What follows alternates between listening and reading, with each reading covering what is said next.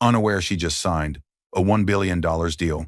Husband serves wife divorce papers minutes after she births twins, but he forgot to read the prenup. He didn't wait a day. He didn't wait an hour. He didn't even wait 15 minutes. Minutes after Grace Whitmore gave birth to twins, her body still bleeding, stitches fresh, hands shaking as she tried to hold both babies against her chest, her husband walked into her hospital room with another woman at his side and a thick envelope in his hand. Daniel Whitmore didn't smile. He didn't touch his children. He looked straight at his wife and said, in a cold, clear voice, "You're not my problem anymore." "You've been dead weight for years, Grace." The nurse froze in the corner. Grace blinked, trying to focus, trying to understand. Her voice came out small. "Daniel, I just had your babies." He scoffed. "Don't start crying," he snapped. "You're a burden, a liability. You should be grateful anyone married you at all." By the door, his mother, Margaret, stared at Grace like she was dirt on the floor. "She planned this pregnancy to trap you," Margaret said loudly. "Go live like the poor woman you were before my son saved you." The other woman, Natalie, the mistress now standing where a wife should stand, watched with a faint smile. "For success, darling," she said softly to Grace. "Something you clearly don't understand." Grace's arms tightened around the tiny bodies pressed to her chest. On the tray beside her, the divorce papers waited. What Daniel didn't know was this. Just hours earlier, in a quiet consultation room down the hall, Grace had signed a different set of papers, a licensing deal that quietly valued her work at $1 billion. And buried in the prenup he once laughed at and never truly read, was a clause that would turn this moment against him in a way he never saw coming. Dear viewers, thank you for being here. If you watch without subscribing, it's like letting Grace's strength be ignored the way they ignored her in that hospital room. When you click that button, you stand with every woman who was humiliated at her weakest and still chose to rise. Please, subscribe now and tell me in the comments where you're watching from. Grace Whitmore was 32 years old, 8 months pregnant with twins, and standing in her own kitchen as if she were waiting for permission to exist. The intensity came immediately sharp and suffocating. "Look at you," Margaret Whitmore said, her voice slicing through the room. "You've really let yourself go." Margaret Whitmore was Daniel's mother, 61, controlled, immaculately dressed, and used to being obeyed. She believed family was hierarchy, not love. From the first day Grace married her son, Margaret had made it clear. Grace was tolerated, not accepted. Grace froze. Her hand moved instinctively to her stomach, round and heavy beneath her dress. The twins shifted inside her, slow and uneasy, as if they felt what she was feeling. "Twins aren't an excuse," Margaret continued flatly. "A woman should still know her place. Pregnancy isn't permission to become careless." Grace didn't answer. A few steps away sat Daniel Whitmore, her husband of 6 years, 36, ambitious, image-obsessed. He leaned back in his chair at the breakfast bar, eyes fixed on his phone, thumb scrolling through emails, jaw tight with a permanent irritation he no longer tried to hide. He didn't look up. That silence hurt more than the insult. Daniel liked to tell people he had saved Grace, that she had been nothing special before him. That marriage had given her value. He said it often enough at dinners, at work events, sometimes even at home, until it became part of the story he told himself. Grace swallowed. She reminded herself this was temporary. That pregnancy made people harsh. That marriage required patience. That seasons changed. She had always believed sacrifice came back around. "Can you stop standing like that?" Daniel said suddenly, still not looking at her. "You're blocking the light." Grace turned slightly, confused. "I was just—" "Don't start," he snapped. "You're always so emotional. It's exhausting." Margaret nodded approvingly, like a teacher pleased with a student's answer. Grace felt something sink inside her chest, not pain exactly, but weight, a familiar one. She turned toward the counter, pretending to search for something to clean, something to fix, something to make herself useful in a house she helped keep running but had never truly been allowed to own. As she moved, her thoughts slipped backward, pulled into memory. Years earlier, Grace had been someone else. At 26, she had worked as a senior product strategist at a research firm. She was the one who stayed late, the one who fixed problems no one else understood. She didn't talk much about her work because she didn't need praise, results were enough. That's where she met Daniel. He had been charming then. Curious. He asked questions about her work, told her she was brilliant. He said she deserved more than being invisible in someone else's company. She believed him. What Daniel never told anyone, what he later erased, was that Grace didn't lose that career. She walked away from it. Voluntarily.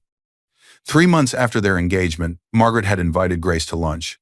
The restaurant had been quiet, elegant, uncomfortable. "You work too much," Margaret had said calmly. "A wife who works forgets how to support her husband." Grace had hesitated. "I enjoy my work," she had replied carefully. Margaret smiled thin, practiced. "Enjoyment is for hobbies," she said. "Marriage is about priorities." That night, Grace talked to a lawyer for the first time, Evelyn Ross.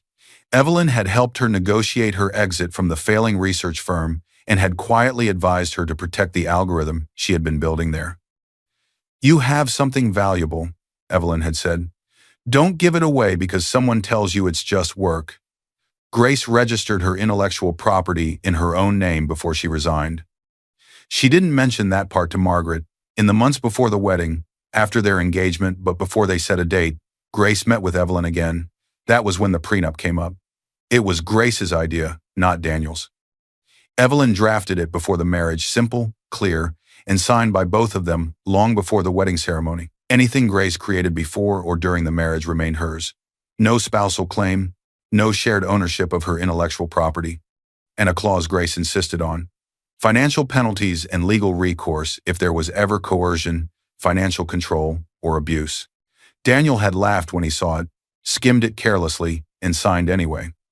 In the present, she wiped the counter slowly, feeling Daniel's eyes flick up now, assessing, not affectionate. "You know," he said, finally looking at her. "My colleagues keep asking why you never come to events anymore. It's embarrassing." Grace turned. "I'm 8 months pregnant," she said softly. "With twins," Daniel sighed. "Excuses," he muttered.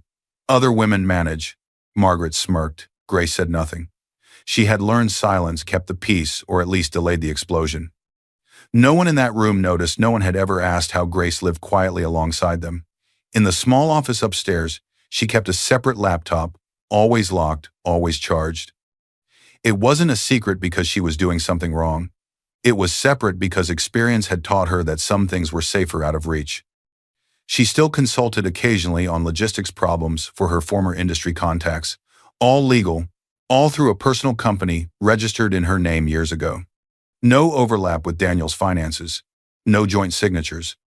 She signed documents digitally, using secure apps Evelyn had recommended. Daniel had once asked who kept calling. Grace had smiled and said, "Old work things." He never pressed. Now, standing alone by the counter, Grace felt another small movement inside her. She placed both hands on her belly and closed her eyes. The room faded.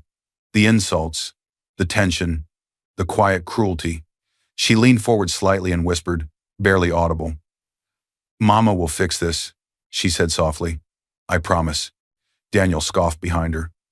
Margaret turned away, uninterested. On the table, half hidden beneath a magazine, Grace's phone lit up with a single unread notification from a secure email account Evelyn had set up for her. Grace didn't reach for it yet. She finished wiping the counter, put the cloth away, and forced herself to breathe. Because somewhere beneath the silence, something irreversible had already begun. And very soon, everything they thought they knew about her would collapse. The pain came suddenly, sharp, tight, unforgiving. Grace Whitmore gripped the edge of the hospital bed as another contraction rolled through her body, stronger than the last. Her breath caught. The room felt too small, too quiet, too empty. She was alone. Daniel had dropped her off an hour earlier after the obstetrician suggested she stay for monitoring. He stood at the foot of the bed for less than 5 minutes, checked his watch twice, and kissed her forehead like an obligation. "Text me if it gets serious," he'd said. "I have meetings this afternoon. I'll come back when it's time." Margaret had promised to check in later. They hadn't returned.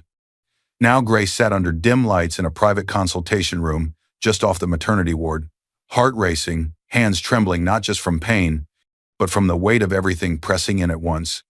Then her phone vibrated. She flinched, thinking it might be Daniel, already annoyed, already distant. But the name on the screen stopped her breath completely. Evelyn Ross. Grace straightened slowly, wiping sweat from her forehead.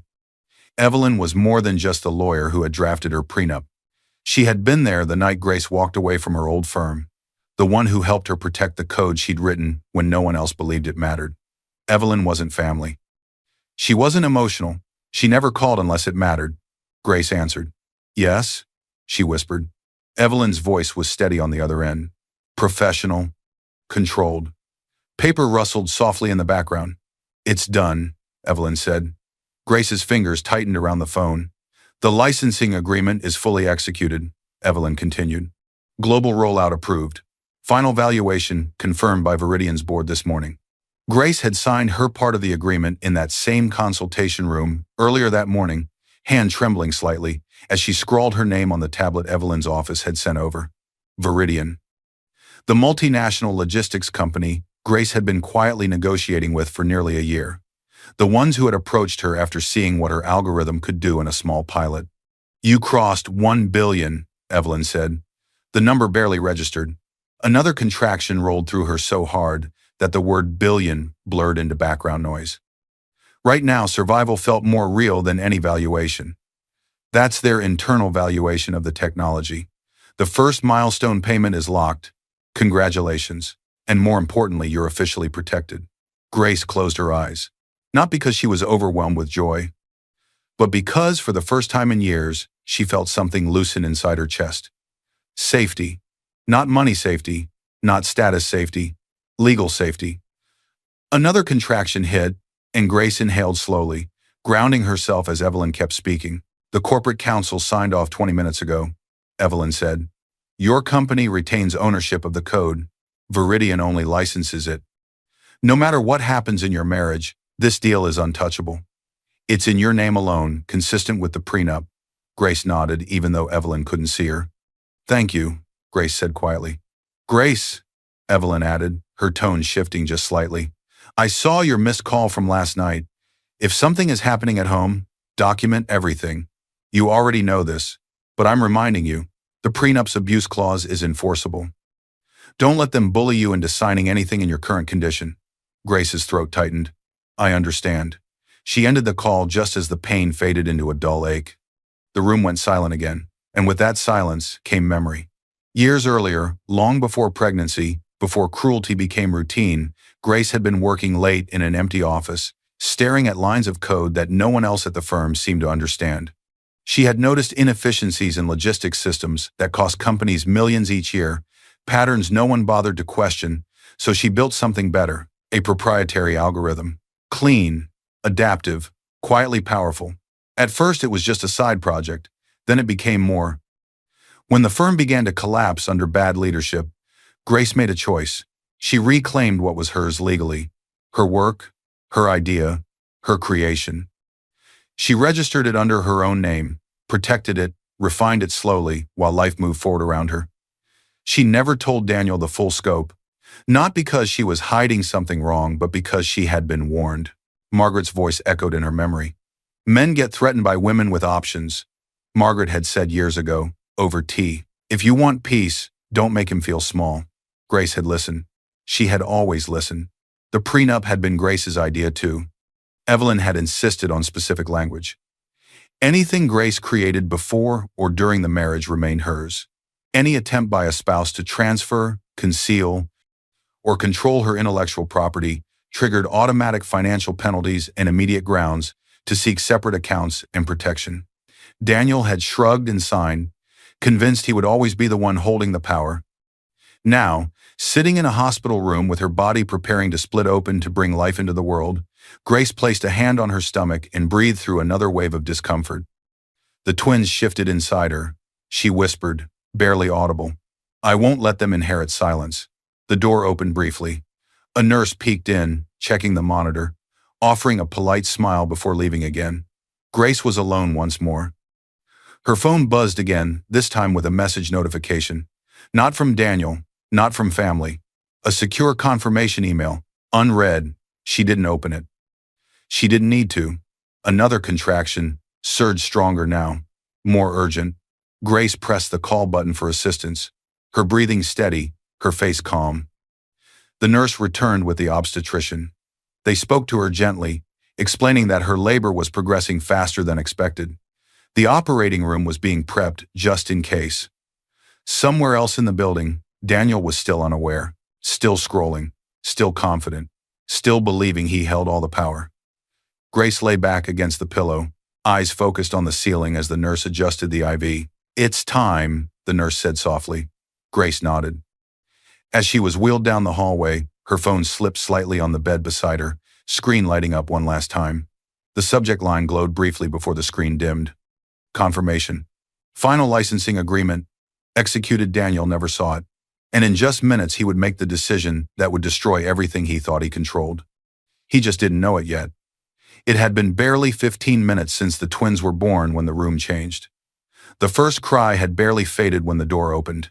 Grace Whitmore lay on the hospital bed, drenched in sweat, her body shaking from pain and exhaustion. Her arms trembled as she held her newborn twins against her chest, one wrapped in a pale blanket, the other tucked close beneath her chin.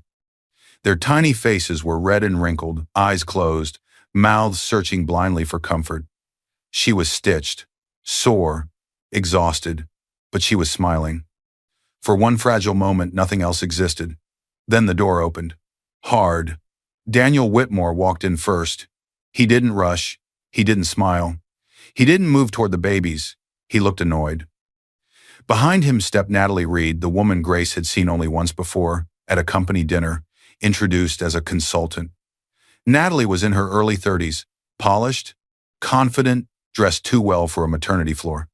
Her hair was perfect, her expression calm, possessive. She stood where a wife should stand. Grace's heart stuttered. A second later, Margaret Whitmore entered behind them.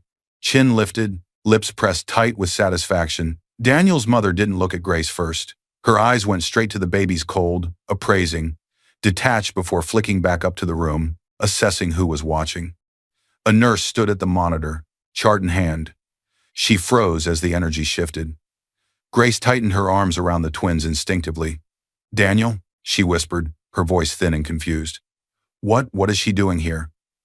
Daniel ignored the question. He stepped closer to the bed and placed a thick manila envelope onto the rolling tray beside Grace's arm. The sound of it hitting the metal surface felt louder than it should have. "Final. You're not my problem anymore," Daniel said flatly.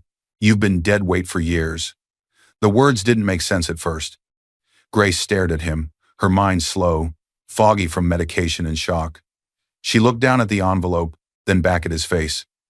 "I just gave birth," she said quietly. "They're still." Natalie leaned in slightly, her voice soft, almost gentle. "For success, darling," Natalie said. "Something you wouldn't understand." She smiled as she said it, like she was delivering a line she had rehearsed. Grace's breath caught. Margaret scoffed from the foot of the bed. "She planned this pregnancy to trap you," Margaret said, loud enough that the nurse flinched. "Disgusting." Grace shook her head weakly. "That's not Daniel, please." She tried to sit up, panic cutting through the exhaustion.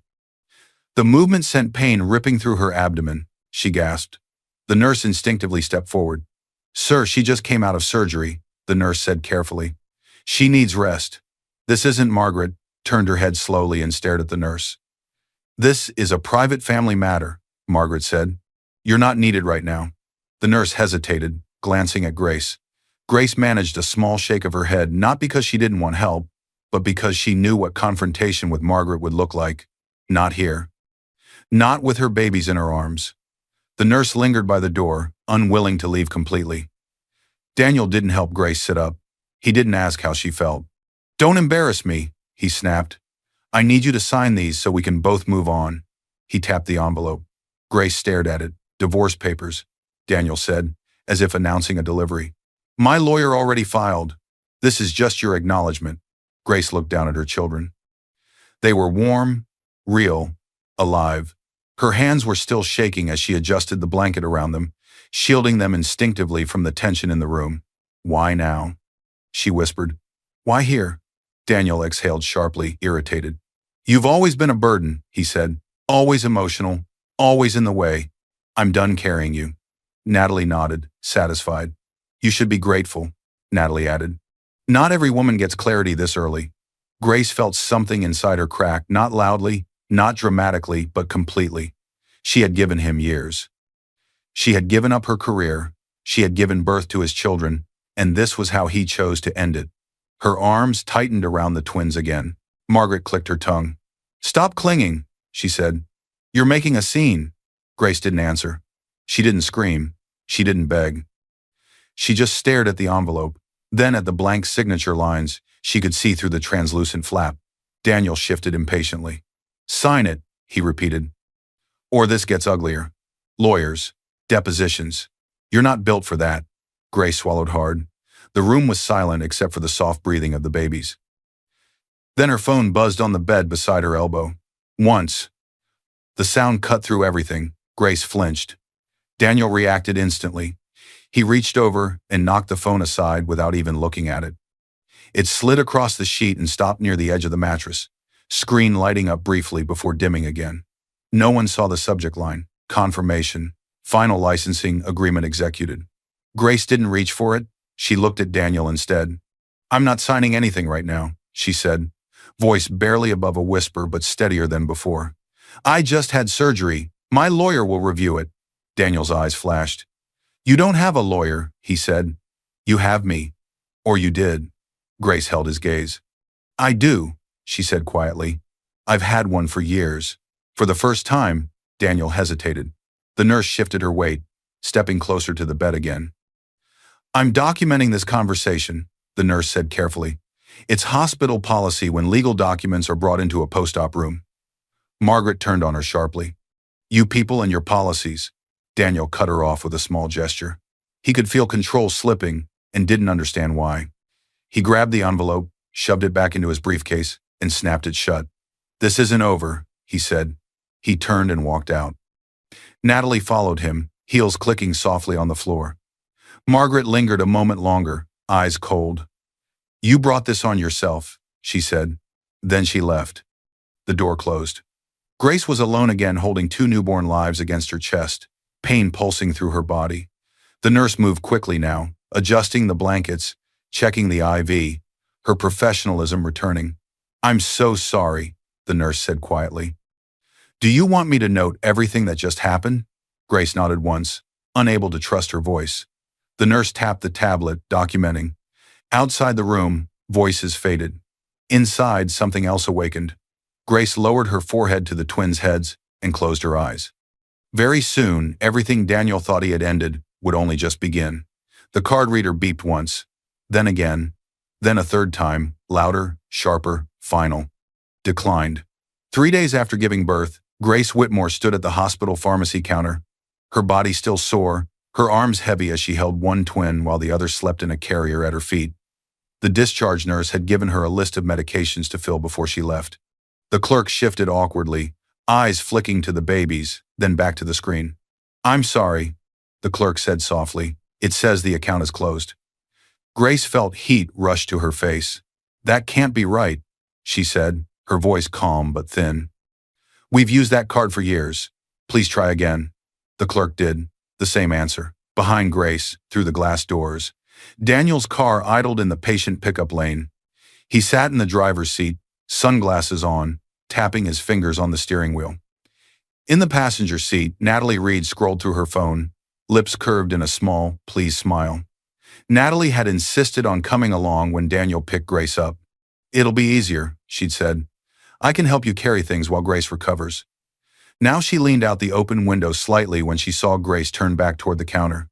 "She spends too much," Natalie said loudly, not bothering to lower her voice. "She'll have to learn to budget." People turned. Grace tightened her grip on the baby, feeling the familiar mix of shame and disbelief.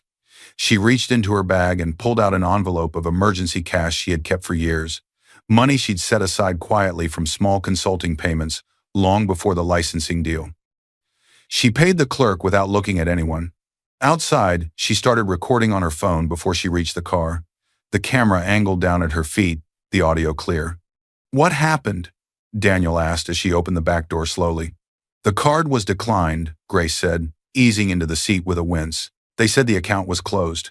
Daniel shrugged, putting the car into gear. "I moved everything," he said. "Joint accounts are a liability in a divorce. My lawyer advised it." "You canceled our medical card while I was still admitted," Grace said softly. You're covered under my insurance, he replied. Stop being dramatic. Natalie smirked, eyes still on her phone. Grace said nothing. She pressed her phone deeper into the diaper bag, letting it keep recording. When they reached the house Daniel had bought 2 years into the marriage, the one he liked to call his, the intensity returned hard and immediate. 2 men stood at the gate. Security. They wore dark uniforms from the private company that patrolled the neighborhood and avoided Grace's eyes. Daniel pulled up, rolled down the window. Afternoon, one guard said carefully. We received new access instructions. Grace frowned. What instructions? She asked. The guard swallowed. Ma'am, he said, we've been told your name was removed from the primary access list. You're not authorized to enter the property without Mr. Whitmore present. Grace blinked. I live here, she said slowly. My children live here. Not for long, came a voice from the front steps. Margaret Whitmore appeared at the door like a commander surveying a battlefield. She didn't look at Grace. She looked at the guards. Follow the instructions you were given, Margaret said. Only Mr. Whitmore and approved guests are allowed through without clearance. Natalie slipped past them, keys to the front door already in her hand.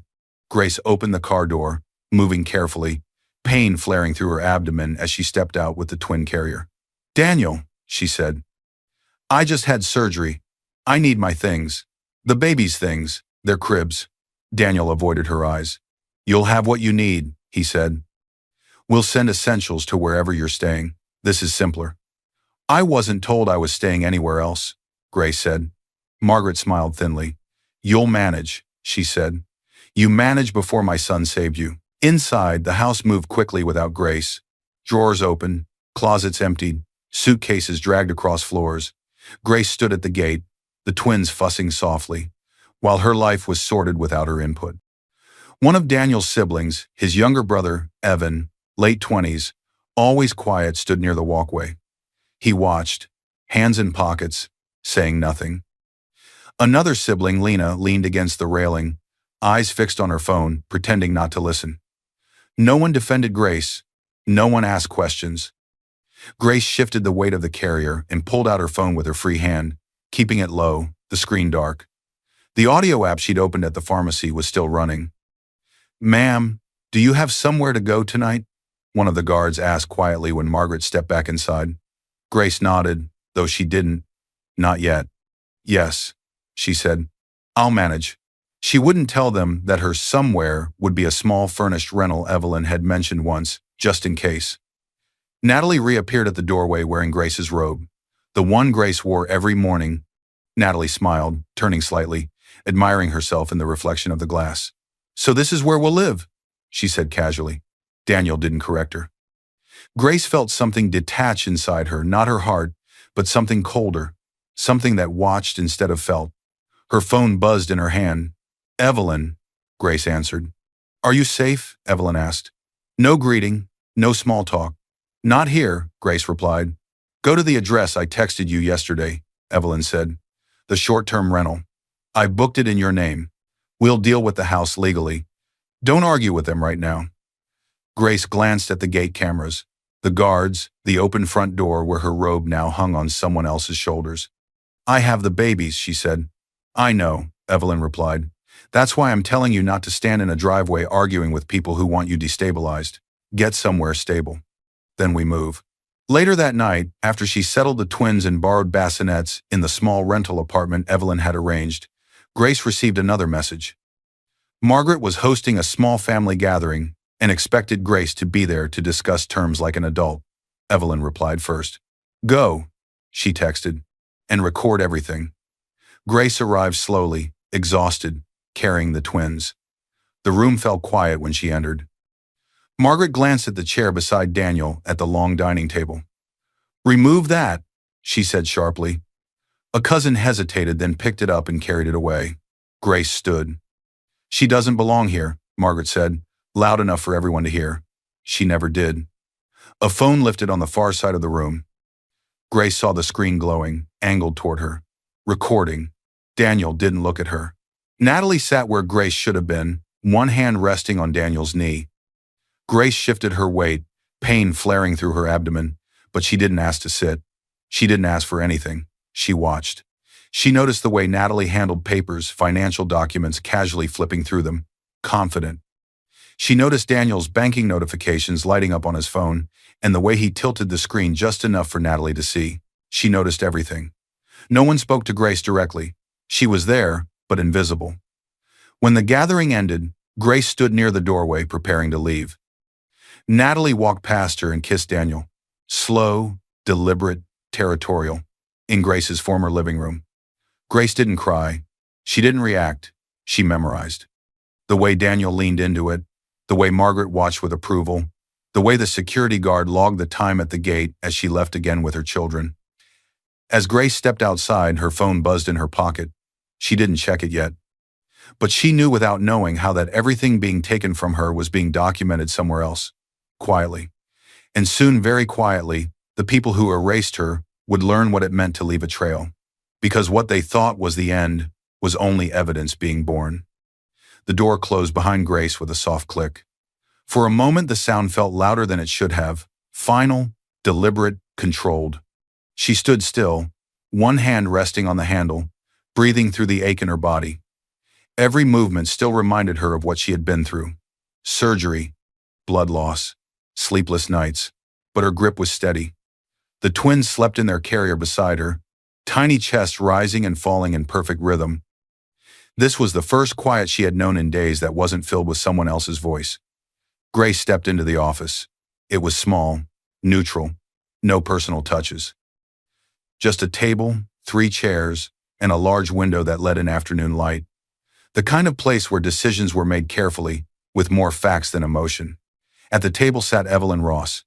Evelyn rose when Grace entered, mid-40s, dressed simply, eyes sharp and alert. She had represented Grace for years, first for her intellectual property, then for the prenup, and now, inevitably, for this. "You made it," Evelyn said.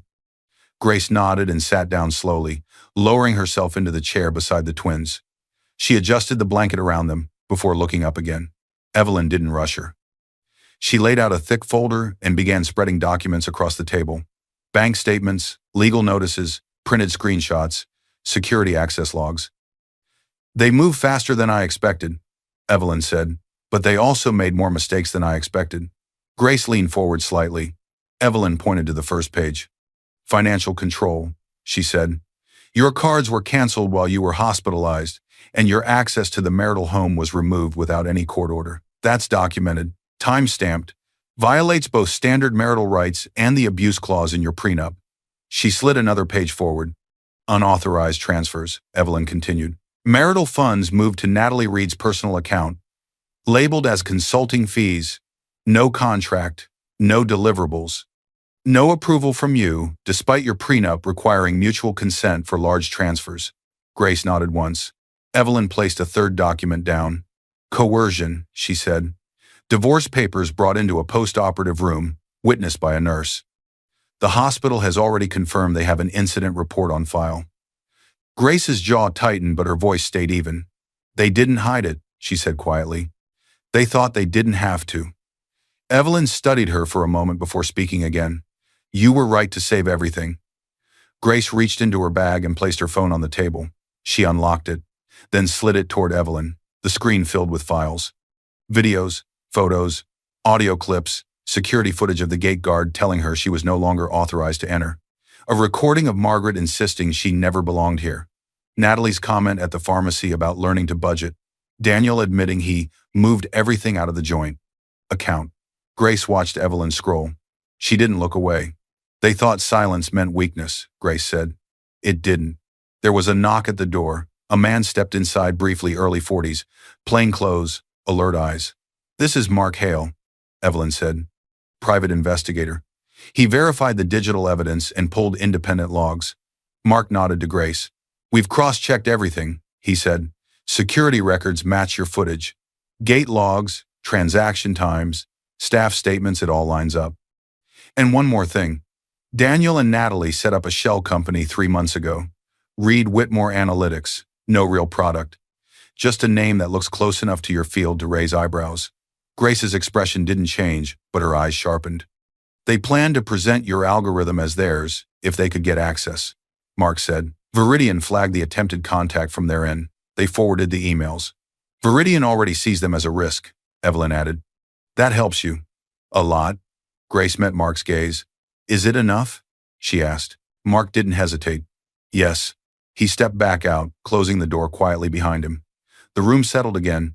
Grace leaned back in her chair, finally allowing herself to breathe. The twins stirred softly, then went still. She looked down at them. For the first time since the hospital, her eyes softened. This isn't about hurting him, she said. It's about ending it. Evelyn nodded. And making sure it can't be rewritten. Grace lifted her head. They erased me, she said. I want the truth seen. Evelyn gathered the papers into a neat stack. Daniel's petition for divorce is already filed, she said. We're filing a counter-petition and a motion for protective orders today. With this, the court will see the pattern clearly. Financial abuse, coercion, attempts to interfere with your work. Grace exhaled. And the deal? She asked. With Viridian? Untouched, Evelyn replied. Their legal team has already sent a letter confirming the IP is solely yours. Once this goes public, they'll lean into the narrative of backing the woman who built it, not the man who tried to profit off it. Grace looked back at the carrier. The twins slept on, unaware of contracts or courts or betrayal. They won't grow up thinking this is normal, she said. Evelyn's voice softened. No, she said. They won't. Outside, the afternoon light shifted across the floor. Inside, the women at the table organized facts, dates, evidence, not noise, strategy. They wanted you small and dependent, Evelyn said quietly. You're neither. We'll let the law say that out loud. Grace nodded. Then let's start. Because silence had done its job. It had recorded, it had gathered, it had survived. Now, it was ready to speak. A few days later, once everything had been pulled into a clean sequence, the first video started playing without sound. Grace Whitmore leaned forward instinctively, her body tense, eyes fixed on the laptop screen. The twins slept beside her in their carrier on the office floor, tiny hands curled into fists, unaware that their mother was watching the truth assemble itself piece by piece. On the screen, a hospital pharmacy counter, a timestamp in the corner, 3 days after delivery, 10:14 a.m. Evelyn Ross stood behind Grace, arms folded, voice steady. That's the exact minute, Evelyn said. Your primary joint account was shut down. Grace didn't speak. She watched herself on the screen, pale, slow-moving, holding a newborn while a red decline flashed across the terminal. Another file opened. Bank records, clean, precise. Marital funds transferred out in 3 large amounts in the 48 hours before and after delivery. The recipient name repeated each time, Natalie Reed. Consulting. Labeled as consulting expenses, Evelyn said. No contract, no work product, no disclosure to you. That's not consulting. That's siphoning. Grace nodded once. Her face remained calm, but her fingers curled slowly into her palm. The private investigator, Mark Hale, adjusted the laptop angle and clicked to the next clip. This one came from the house security system, he said. Cloud backup. You were still living there when this was recorded. The video began. The kitchen. Margaret Whitmore stood by the sink, sleeves rolled up, face set with purpose.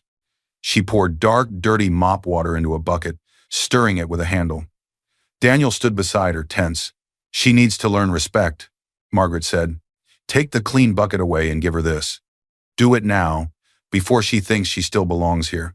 The camera angle shifted slightly as a housekeeper stepped into frame, looking uncomfortable. Ma'am, she's pregnant, the housekeeper said quietly. The doctor told her not to. Margaret cut her off. Then she can sit and watch as we go through her things, she said.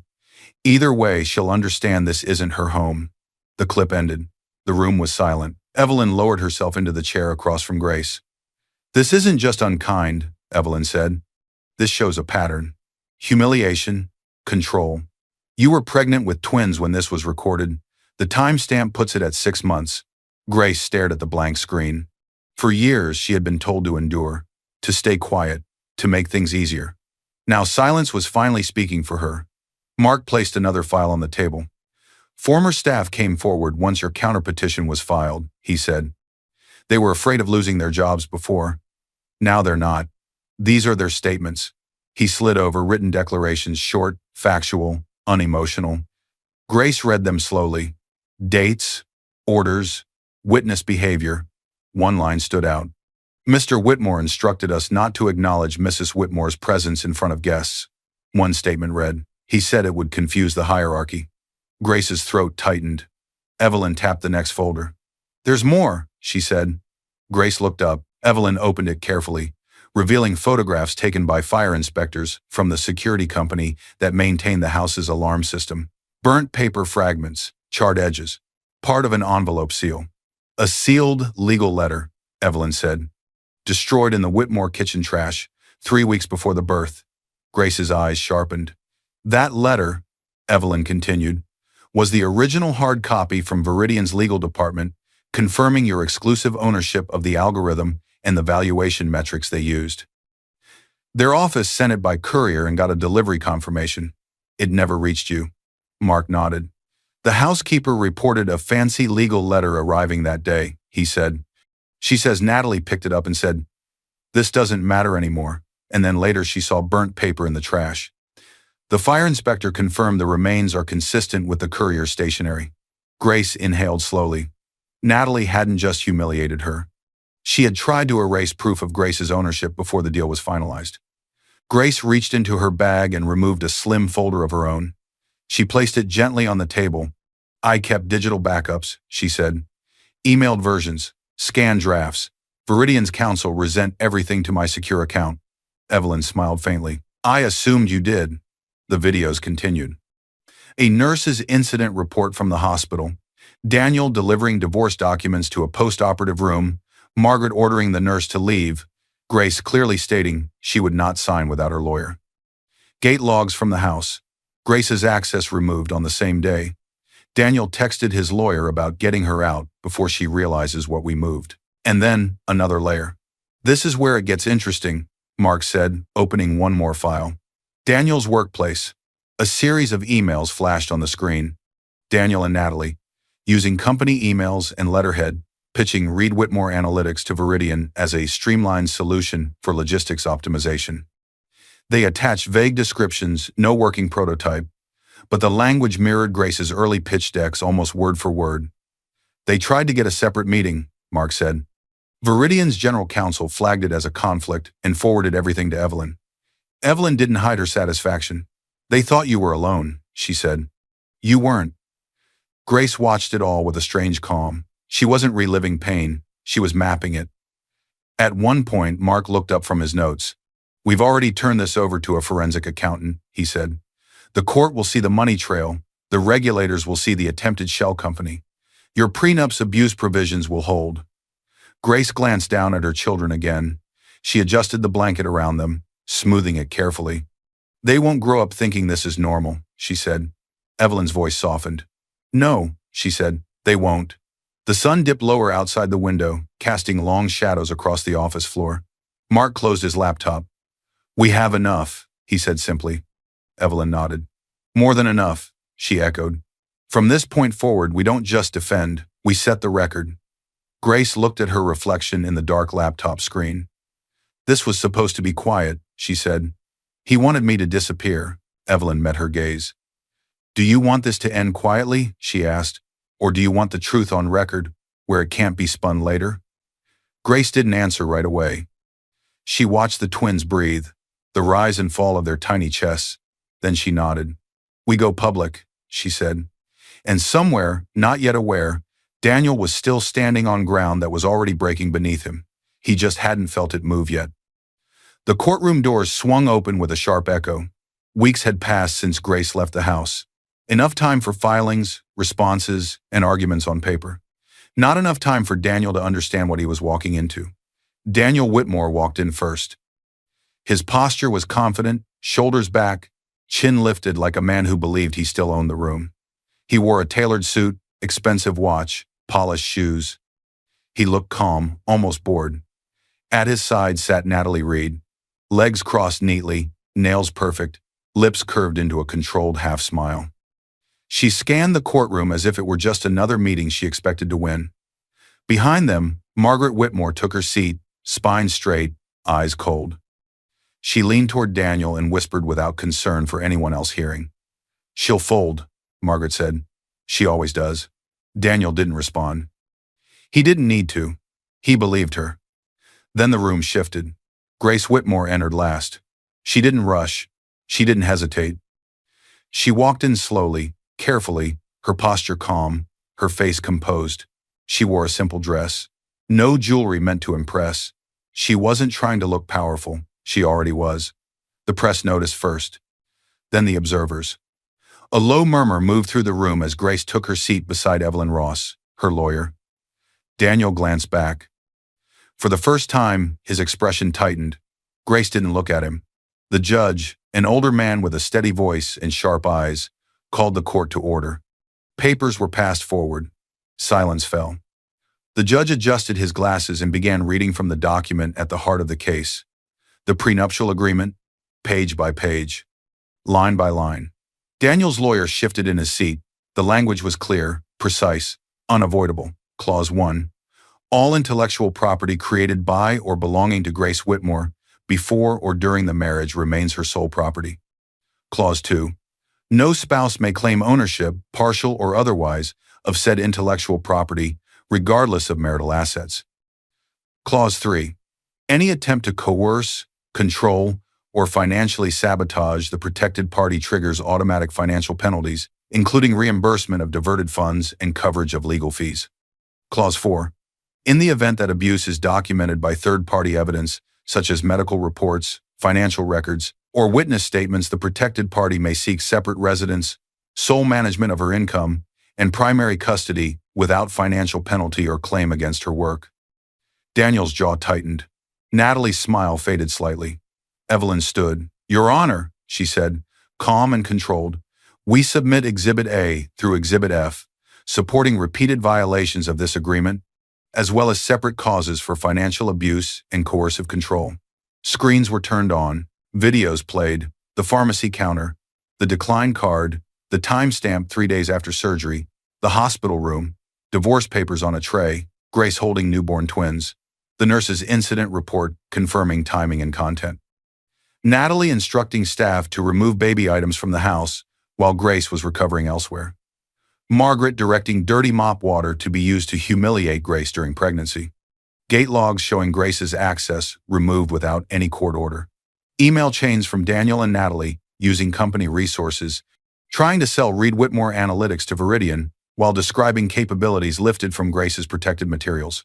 The room went completely still. No whispers. No phones. Just the sound of truth playing out. Natalie's smile cracked. Her hand tightened around the armrest. Daniel stood abruptly. "This is ridiculous," he snapped. "She's mentally unstable. She spent everything." The judge raised a hand. "Sit down," he said firmly. Daniel froze, then slowly sat. Evelyn remained composed. "Your Honor," she said, "we're not asking the prenup to decide everything. We're asking the court to enforce what Daniel Whitmore voluntarily signed and to weigh his conduct, as documented, in determining custody and financial awards." The judge continued reviewing the documents in front of him. "The court finds clear evidence," he said at last, "of financial abuse, coercion in a medical setting, and attempted interference with the protected party's lawful business interests." He looked directly at Daniel. "The prenuptial agreement is valid and fully enforceable." He turned a page. "The divorce is granted." Natalie inhaled sharply. "Restitution is ordered," the judge continued. "All funds improperly transferred to Miss Reed under the guise of consulting fees are to be returned to the marital estate, then allocated according to the prenup. Mr. Whitmore will be responsible for Mrs. Whitmore's legal fees." Daniel's face drained of color. "Regarding custody," the judge went on, "the court is persuaded by the pattern of behavior toward Mrs. Whitmore during pregnancy, birth, and postpartum, including attempts to destabilize her financially while she was recovering from surgery." He looked at Grace now. "Primary physical and legal custody is awarded to Mrs. Whitmore," he said. "Mr. Whitmore will have supervised visitation pending completion of a parenting and counseling program, after which the court may revisit the schedule." Margaret stiffened, lips pressed into a thin line. Natalie stared straight ahead, as if not moving would make the words less real. The judge closed the file. "This court will not tolerate abuse disguised as authority," he said. Grace remained still. She didn't smile. She didn't react dramatically. The room buzzed quietly as the weight of the decision settled. Then the judge looked at her. "Mrs. Whitmore," he said, his tone shifting. "Counsel has requested an opportunity for you to make a brief statement for the record. You are not obligated to speak. Would you like to?" Grace lifted her eyes for the first time. The room leaned in, and somewhere deep in the silence, something irreversible waited to be spoken. The silence shattered the moment Grace stood up. Chairs scraped softly against the floor. Cameras lifted all at once. The room seemed to lean forward, hungry, waiting. Daniel felt it before he understood it. Grace Whitmore stepped away from the table slowly, her movements careful but steady. She stood tall, shoulders relaxed, hands unclenched. There was no anger on her face. No fear, no hesitation. That was what unsettled everyone. She wasn't shaking. She wasn't crying. She wasn't asking for mercy. The judge nodded once, granting permission. Grace turned not toward Daniel, not toward Natalie, not toward Margaret, but toward the press and court observers gathered at the back of the room. Reporters, cameras, recorders, people who would carry this story outside the walls. She took one breath, then she spoke. "I was presented with divorce documents while recovering from surgery," Grace said evenly. "My children were hours old." The words landed hard. A ripple moved through the room. Pens paused. Fingers tightened around cameras.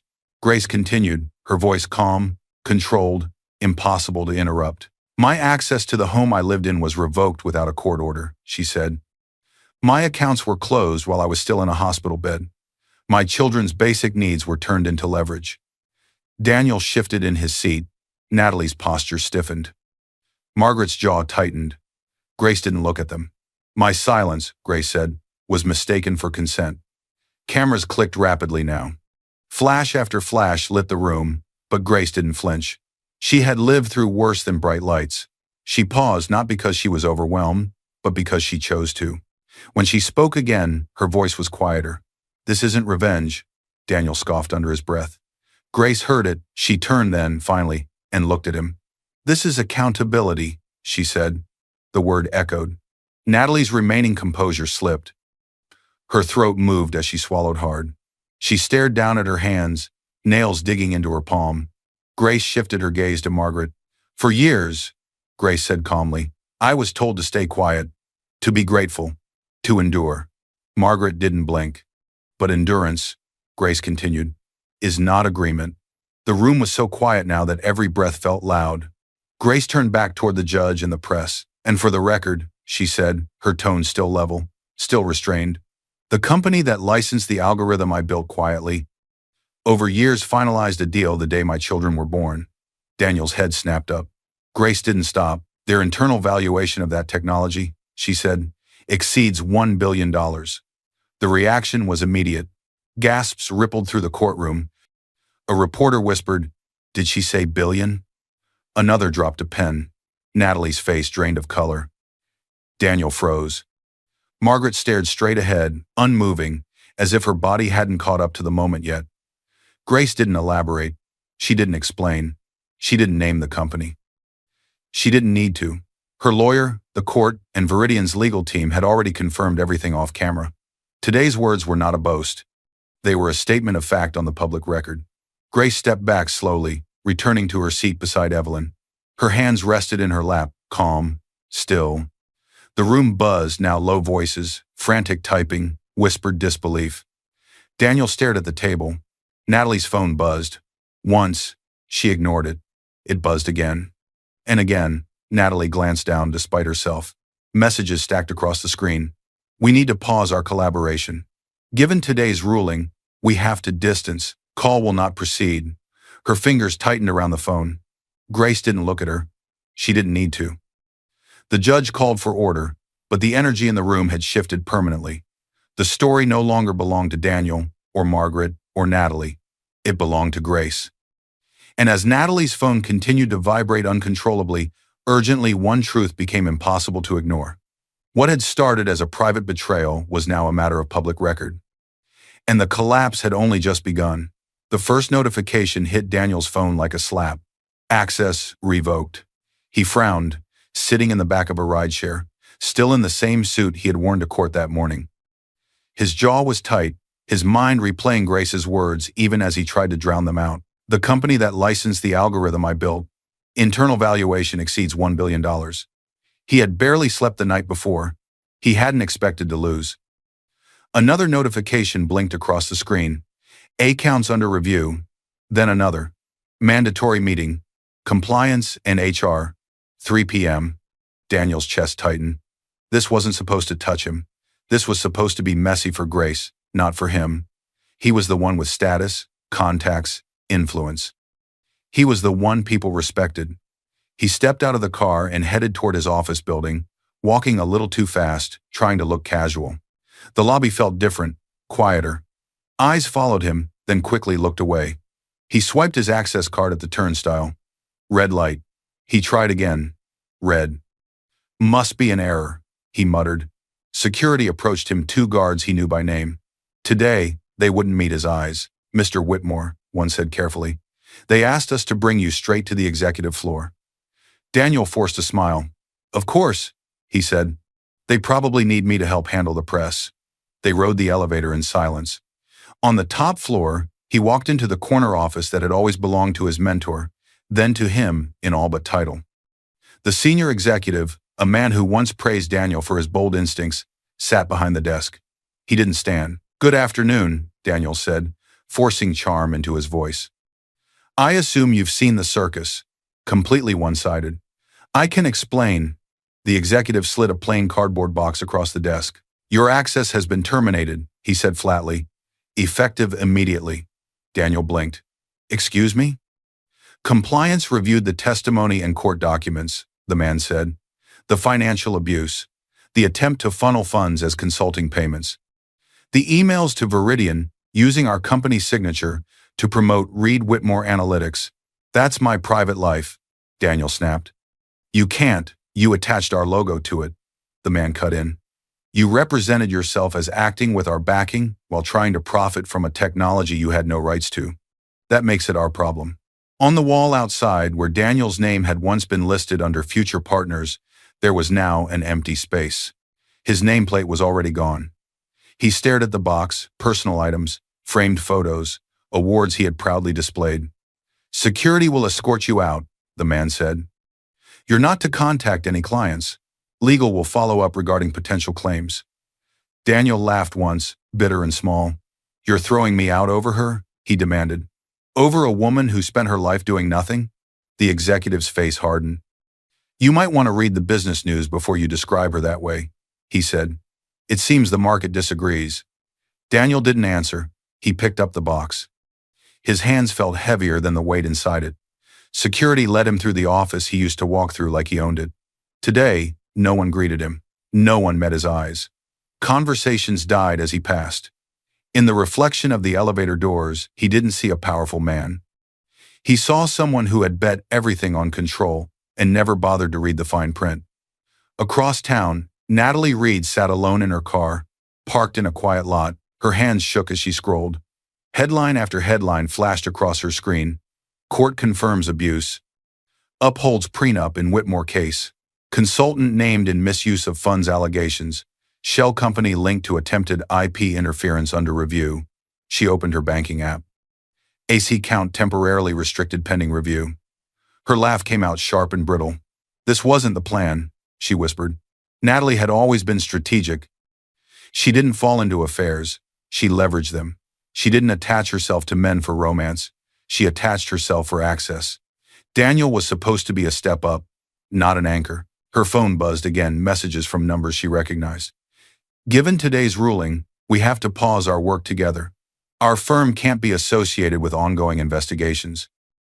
We wish you the best moving forward. She knew what those words meant. They were done with her. Natalie dialed Daniel's number. Straight to voicemail. She tried again. Nothing. Anger rose, hot and fast. She started the engine and drove. That night, the house looked different. Not physically the same walls, the same furniture, but the energy was gone. The arrogance was gone. The illusion was gone. Daniel stood in the bedroom, tie discarded on the floor, cardboard box on the bed. He pulled open drawers with more force than necessary. You said this wouldn't touch me, he said, his voice rough. You said we could spin it. Natalie stood near the dresser, suitcase open, clothes thrown in without care. She didn't look at him. I said we could manage it if you kept her calm, Natalie replied coolly. You dragged her into a legal war while she was in a hospital bed. That's not spin, that's evidence. Daniel slammed the drawer shut. You push this, he growled. You told me to make a statement, to show her she had nothing without me. Natalie turned slowly, eyes cold, no sympathy left. I told you to win, she said. You chose cruelty. There's a difference. Daniel stared at her. You're leaving? He demanded. Now? Natalie didn't flinch. I don't stay where there's no future, she said simply. She picked up the last item from the dresser, a watch he had given her, bought with money that now tied directly to court-ordered restitution. She slid it onto her wrist anyway. This place was never really yours, she added. You only thought it was. She closed the suitcase and pulled up the handle. Daniel took a step toward her. You don't walk away from me, he said. Not after everything. She stopped in the doorway and looked back one last time. Watch me, she said. Then she left. Not crying, not apologizing, not loyal, just gone. The door clicked shut behind her. The sound echoed through the empty house. Daniel sat down on the edge of the bed. The quiet pressed in on him, heavier than any noise. No footsteps, no voices. No phone calls demanding his time. His phone vibrated once on the nightstand. He grabbed it. A news alert lit the screen. Grace Whitmore secures full custody. $1 billion licensing deal. Confirms her IP dominance. Below it, another suggested article. How a quiet strategist outmaneuvered everyone inside the Whitmore prenup. Daniel stared at the words until they blurred. For the first time, the truth truly landed. He hadn't lost Grace because she was nothing. He had lost everything because he never cared to see what she was building on paper, in silence, right beside him. He dropped the phone onto the bed and buried his face in his hands. In another part of the city, Grace was signing documents in a sunlit room, closing doors he didn't even know existed. And while Daniel sat in a house stripped of voices, allies, and purpose, one quiet reality waited just ahead. Her ending would not look like his at all. The knock came sharp and sudden. Grace Whitmore flinched not from fear but from habit. For weeks, every unexpected sound had carried weight. Lawyers, documents, court dates, consequences. Now finally, it was about something else. She steadied herself, then crossed the room. Sunlight poured through the tall window, warming the quiet space. The twins slept in their bassinets near the couch, wrapped snugly, their breathing slow and even. The room smelled faintly of clean linen and baby lotion. Grace opened the door. Evelyn Ross stood there, a slim folder tucked under her arm. It's finished, Evelyn said simply. The words hit with the same force as a shout. Grace stepped aside to let her in. For a moment, neither of them spoke. Evelyn placed the folder on the table and opened it carefully, as if even now, the paper deserved respect. She turned the last page toward Grace. Final judgment, Evelyn said. The time to appeal has passed. All orders stand. Custody, restitution, enforcement of the prenup. The court's done. There's nothing left for him to challenge. Grace stared at the signature line. Her name was already there, printed neatly. All that remained was one last acknowledgement at the bottom. She picked up the pen. Her hand didn't shake. As she signed, the weight she'd been carrying for years loosened at once quietly, without drama. No rush of triumph, no tears, just release. Evelyn closed the folder. It's over, she said. Grace nodded. Evelyn lingered for a moment, then glanced at the twins. They'll never remember any of this, she said softly. Grace followed her gaze. No, Grace replied. But they'll grow up knowing what I did with it. Evelyn smiled, just briefly, then gathered her things. Viridian's rollout starts next quarter, she added. They'll handle the publicity on their side. You don't have to do anything you don't want to. Your ownership is secure with or without interviews. Grace's shoulders relaxed. I don't need billboards, she said. I just need stability. You have it, Evelyn replied. Call me for the fun contracts next time, not the survival ones. Grace walked her to the door. When it closed, the silence returned. But this silence was different. It didn't press in. It didn't accuse. It didn't demand endurance. It simply existed. Grace crossed the room and sat between the bassinets, resting her hands lightly on the edge of each one. The twins stirred, then settled again. She watched them for a long time. Her mind drifted not backward to what she had lost, but forward to what had been preserved. Her dignity, her work, her children's safety. No one could rewrite that now. Grace stood and walked to the window. Outside, the day moved on without spectacle. Cars passed. Trees shifted in the breeze. Somewhere people hurried through lives that had nothing to do with hers anymore. She didn't feel anger. She didn't feel victory. She felt calm.